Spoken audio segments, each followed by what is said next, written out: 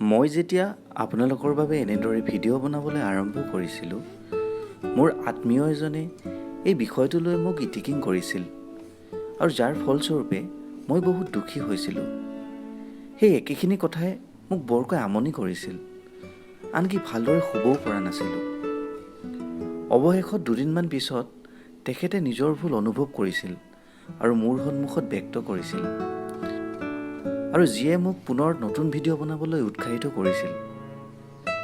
হয় বন্ধুসকল, আপোনালোকৰ জীৱনতো চাগে এনেধৰণৰ ঘটনা প্ৰায়ে সংঘটিত হৈ থাকে। আমি প্ৰায় আনৰ সমালোচনা ঠাট্টা আদিৰ বলি হৈ আমাৰ লক্ষ্যৰ পৰা বিচলিত হওঁ, আনহাতে প্ৰশংসাই আমাক বহু সময়ত উৎসাহিতও কৰে। কিন্তু উপৰোক্ত ঘটনাটিয়ে মোৰ মনত এটি প্ৰশ্নৰ সৃষ্টি কৰিছিল।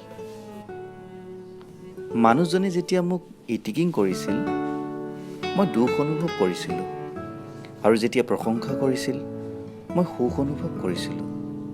অৰ্থাৎ মোৰ মনৰ সুখ দুখৰ চাবিকাঠি তেখেতৰ হাতত আছিল।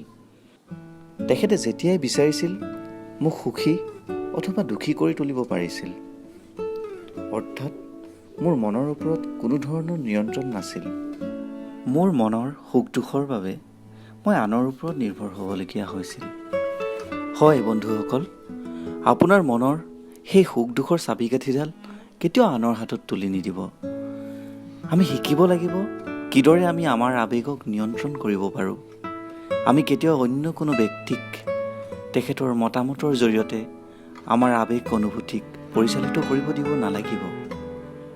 কোনোবাই যদি আপোনাক প্ৰশংসা কৰে তেতিয়া তাক গ্ৰহণ কৰিব, অন্যথা আনৰ নিন্দাক কেৱল তেওঁলোকৰ মতামত বুলিহে গণ্য কৰিব, তাক লৈ দুখী নহ'ব।